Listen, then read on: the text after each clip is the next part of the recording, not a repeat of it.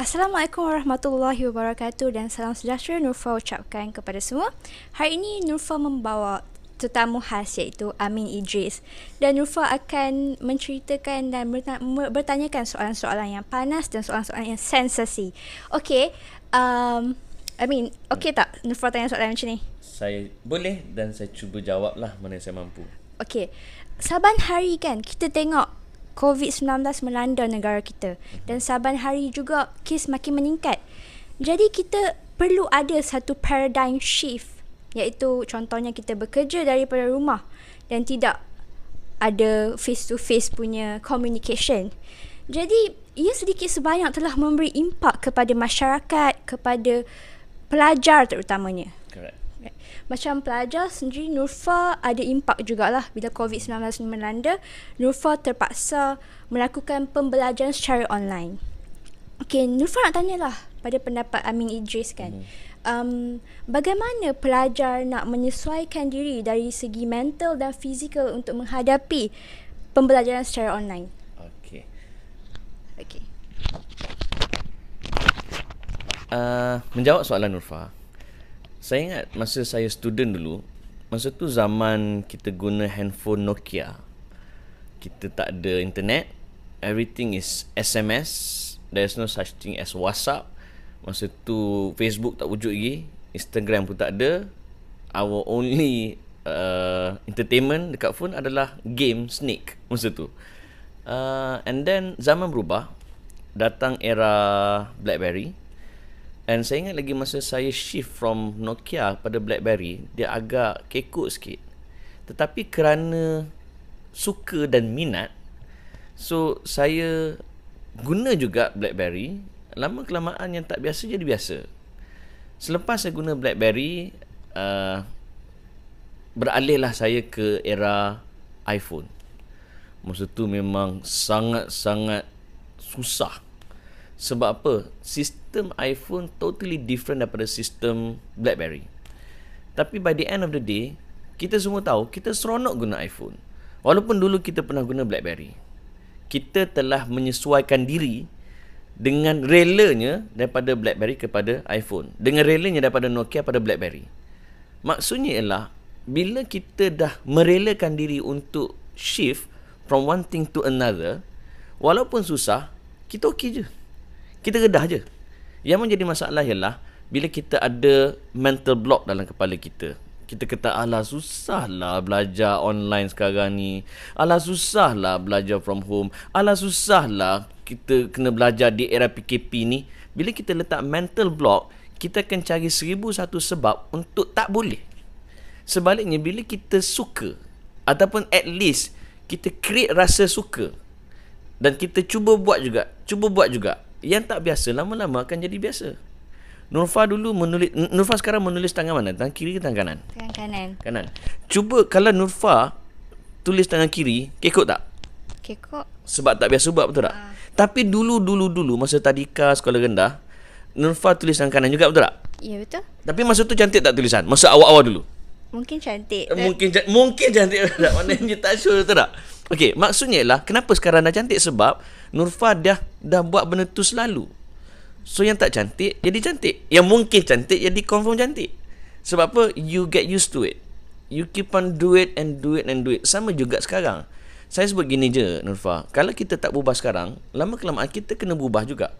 Teknologi akan berubah dan kita terpaksa ikut teknologi. So kalau kita tak ubah sekarang, one day kita kena buat juga belajar online, whether we like it or not. And the good news is, bila kita buat awal, by the time benda tu dah jadi wajib ke semuanya, okey dah. So the point is, pada pelajar-pelajar semua kan, siswa-siswi, orang Kelantan kata ok nebeng. Ok nebeng. Can you say it? Boleh cuba pronounce. Oh, nebeng. Jadi orang Penang sebut ok nebeng. Maksudnya sabar, buat juga. Sabar, buat juga. Lama-lama yang tak biasa akan jadi biasa. Oh, faham. Okay. Jadi kesimpulan nak kata mahasiswa perlu ada mentality supaya boleh saja pergi apa saja yang ada, kita redah saja. Yes. Kalau kita nak belajar online, kita belajar.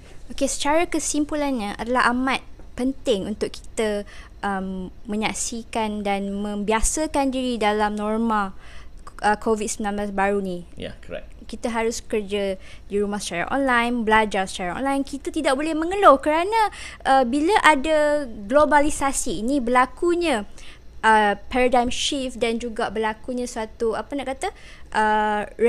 revolusi. Contohnya kita memang towards revolution 4.0 di mana kita mungkin 80% online. Macam dengan Nurfa, dulu Nurfa pernah buat internship di mahkamah dan Alhamdulillah Nurfa tengok di mahkamah mereka telah menggunakan satu case management system iaitu CMS. Yes. Di mana peguam hakim gunakan online dalam penghantaran dokumen dan read affidavit dan sebagainya. Kerana dan Nurfa melihat bahawa bila case management system ini ada, dia telah memberi satu impak yang positif di mana semua teratur. Kita tak perlu buat secara manual lah, macam nak analisa apa guna manual. Tapi bila online kita macam okay, kita just dia akan tick automatically. Senang. So lagi senang, lagi mudah, dan ini adalah penting memandangkan kita pun memang ke satu revolusi 4.0 iaitu AI, artificial intelligence. Jadi why not kita dari sekarang membiasakan diri kita dalam norma COVID-19 membuat secara online. Jangan mengeluh. Itu dia punya komen. Nurfa nak tanya kat Amindris, mana tahu satu hari kan generasi yang akan datang ini akan bekerja secara online secara total dan the existence of office ke kilang akan tiada. Contohlah, it is just an idea. Jadi bagaimana, apakah kualiti yang perlu ada kepada seseorang pekerja itu untuk buat secara online? Bila Nurfa tanya adakah akan tiba suatu hari nanti tenaga manusia sudah tidak lagi diperlukan, nothing is impossible. Sebab kalau kita tengok sekarang pun dah banyak industri cuba mengurangkan sumber manusia tapi mengoptimumkan sumber-sumber tanpa manusia melalui mesin. Dia dia mengautomatikkan sesuatu sistem. Maknanya contoh Air Asia dulu kalau kita pergi ke airport akan ada staff-staff Air Asia akan bantu kita untuk check in. Sekarang dah ada self check in kan? Tapi perasan tak, still mesti kena ada juga seorang yang akan assist di mesin tersebut.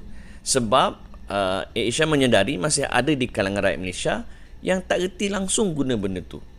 Dalam erti kata lain, selagi mana ada generasi-generasi yang selain daripada XYZ, generasi sebelum itu yang tidak terbiasa dengan IT, selagi itulah saya yakin dan percaya industri ni tidak akan rely 100% kepada non-human resources. Cabaran kita apabila generasi tersebut sudah tiada, maka ketika itulah semua benda tak mustahil akan rely on machine semata-mata. Jadi apa skill yang kita perlu ada? Saya ingat satu ketika dulu ilmu typing sangat penting untuk kerja sebagai seorang typist. Tapi sekarang macam mana pakar kita menaik pun kerja typist dah tak ada dah. Sebab dah ada mesin. Okey. Maksudnya ada ilmu yang penting berdasarkan kerja ketika itu. So, andai kata suatu hari nanti kerja-kerja baru yang menuntutkan ilmu-ilmu baru, maka tugas kita, peranan kita, siswa-siswi kena update ilmu kita, bukan hanya bergantung kepada ilmu yang kita belajar di kuliah. Betul. Saya ingat lagi ayah saya, dia seorang lawyer. Bila saya graduate daripada LLB, ayah saya dia nak tempatkan saya di AG Chamber. And dia kata so that I gain more experience in this legal field. And dia kata apa? Everything that you learn during your undergraduate are rubbish. Dia kata gitu. Don't get me wrong, bukannya saya nak merendahkan ilmu. Maksud rubbish tu ialah in terms of practicality tak banyak yang kita akan guna. Dia penting untuk knowledge, dia penting untuk pembinaan karakter, pembinaan prinsip. Tapi untuk practicality di mahkamah, dalam dunia legal, dia tak cukup sekadar apa yang kita belajar di universiti. We need experience. We need hands-on skills. We need other skills. So, maksud saya lah, apa yang kita belajar di universiti penting, tapi tak cukup dengan itu sahaja. So, graduan-graduan kena equip ourselves with other skills. Macam mana caranya? Tengok apa demand masyarakat. Demand itulah kita equip ourselves. saya tak nak pergi jauh, saya ambil contoh saya sendiri. I'm a law graduate. But at the same time, saya belajar internet marketing. Saya belajar ilmu copywriting. Saya belajar ilmu branding. Semua benda tu tak ada masa LLB dulu. Tetapi kerana industri sekarang, kerja yang saya sedang kerja sekarang memerlukan ilmu tersebut, I go and learn. So learning is a never ending process. Tengok apa demand, tengok apa ilmu yang perlu dalam demand tersebut, go and top up your knowledge. Jangan beriman dengan sekeping kertas bernama ijazah semata-mata.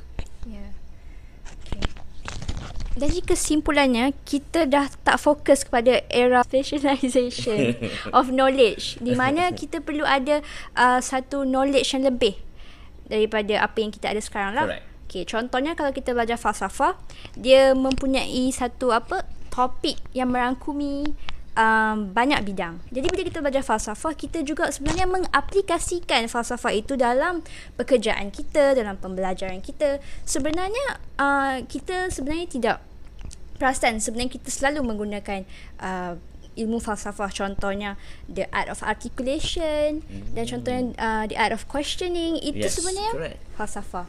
Jadi Nurfa berharap agar semua pelajar yang ada mengambil subjek wajib iaitu falsafah dan isu semasa, jangan lupa belajar rajin-rajin dan rajinlah consult lecturer kalau tak faham, kerana ilmu falsafah itu bukan sekadar daripada course outline, tapi dia lebih daripada itu. Okey, soalan yang terakhir lah kan. Ini soalan yang nak kata politik kita. Yang terjadi lah. Jadi Nurfa nak tanya lah, saban hari kan kita tengok politik kita, ada macam-macam berita kita dengar yang politik tak stabil, perebutan kuasa dan sebagainya kan. Jadi bila berlakunya ketidakketentraman awam dan tidak stabilnya politik, wajarkah proclamation of emergency lakukan sekarang? Okey. Saya bagi komen pada pandang sudut saya. Saya bukanlah pakar sangat dalam bidang politik, tapi berdasarkan pemerhatian saya, kalau kita ingat masa belajar constitutional law dulu, pengumuman ataupun pengisytiharan darurat daripada Yang Agung adalah berdasarkan 3 benda. Pertama, keselamatan. Kedua, ekonomi. Ketiga, apa satu lagi? Keselamatan, ekonomi dan ketenteraman awam. Sekiranya Yang Agung satisfied elemen-elemen ini ada, maka Yang di-Pertuan Agong ada kuasa, dipanggil prerogative power, iaitu kuasa yang diberikan kepada raja-raja daripada dulu lagi untuk mengisytihar darurat. Sama ada apakah kayu ukur keselamatan, kesejahteraan awam, kan? Apa lagi? Satu lagi apa tadi? Ketenteraman awam itu terjejas, itu based on dipanggil discretion of Yang di-Pertuan Agong. Cuma ada perbahasan sama ada based on his true judgment ataupun di atas nasihat Perdana Menteri. Dalam kes Stephen Kaluningkan tahun 69 kalau tak silap, ingat. Belajar LLB dulu. Rasio dah sendat. Antara benda yang disebut dalam kes tu ialah it is solely the judgment of the Yang di-Pertuan Agong. Maknanya tak perlu nasihat daripada Perdana Menteri. Tapi dalam kes terusnya tahun 79 tak silap saya, kes tu dia seolah-olah a new president, iaitu Yang di-Pertuan Agong must act upon the advice of Perdana Menteri, the Prime Minister. So dalam isu ni kita lihat barangkali Tan Sri Muhyiddin Yassin memberi advice kepada Yang di-Pertuan Agong untuk isytihar darurat. But still at the end of the day, yang membuat keputusan untuk isytihar darurat ataupun tidak adalah Yang di-Pertuan Agong. Cuma kita kena differentiate darurat secara umum ataupun darurat politik. Darurat politik saya buat mudah untuk kita faham ialah darurat politik kita masih lagi hidup macam biasa, tetapi kuasa pentadbiran bukan lagi di bawah kuasa Perdana Menteri, tetapi dipimpin oleh Yang di-Pertuan Agong. Dan sejarah tak lama pun, sejarah baru ni je pun membuktikan kadang-kadang negara ni boleh je ditadbir tanpa menteri. Contohnya apabila Tun Dr. Mahathir dilantik menjadi interim prime minister, prime minister interim, tak ada menteri. Yang bermesyuarat untuk mesyuarat kabinet bersama Yang Amat Berhormat Perdana Menteri ketika itu adalah KSU, Ketua Setiausaha Kementerian-Kementerian. Dan negara berjalan dengan baik. Negara berjalan dengan lancar. Sebab apa? Walaupun menteri tak ada, tapi diambil alih oleh KSU. Maksudnya, in the other way, yang buat masalah adalah menteri biasanya lah. Ini kritikan masyarakat kepada menteri-menteri. Kadang-kadang sesuatu itu okey, jadi tak okey kerana orang-orang politik. So saya kira isu ni satu muhasabah. Ada yang kata blame geng-geng tebuk atap. Ada yang kata blame geng-geng lompat parti. Saya gini je. Orang politik ketika rakyat tengah susah ni, rakyat hilang kerja, hilang punca pendapatan. Saya hari-hari Nurfa dapat DM daripada rakyat Malaysia minta sumbangan duit, minta kerja, which is saya sedih. Kadang-kadang saya tak boleh nak tolong kerana saya sendiri pun kerja pun tak tentu hala sekarang. Nak bayar staff lagi, nak bayar sewa lagi, duit pun cukup-cukup. So apa yang saya boleh bagi, saya bagi. Tapi nak bagi banyak tak mampu. Kenapa? Rakyat susah. Di kali inilah at least lah boleh tak pemerintah, pembangkang sit down together seketika settle masalah rakyat. Tapi apabila benda ni tak boleh settle, orang politik tak boleh duduk bersama, duduk berebut kuasa, saya rasa Yang Tak Agung nampak the politics is no more stable. Aku ambil alih kan, dah tak erti bahasa sangat. So adakah sesuai ke tak sekarang? It is very subjective. Adalah mengikut discretion yang Yang Tak Agung, of course dengan nasihat Yang Amat Berhormat Perdana Menteri, sama ada keselamatan negara sedang terjejas, which is kalau tengok angka COVID-19 meningkat hari ke hari, keselamatan negara. Ekonomi teruk sebab PKPB. Yes, kedai-kedai aktiviti ekonomi boleh berjalan, tapi kalau rakyat duduk rumah, siapa nak beli? Kan? Right? So ada jual tapi tak ada pelanggan, buat apa? And dari segi kesejahteraan pun orang ketakutan. I think it is time. But yang paling penting, politician learn a lesson. Jangan sampai rakyat menyampah dengan orang politik. Ya, terima kasih. Okay. Jadi kesimpulannya, kita perlu bersiap sedia. Kalau ada pun pengisytiharan darurat ini, kita tidak boleh mengeluh kerana kita tahu apa yang di-Pertuan Agong lakukan dan segalanya telah termaktub dalam undang-undang.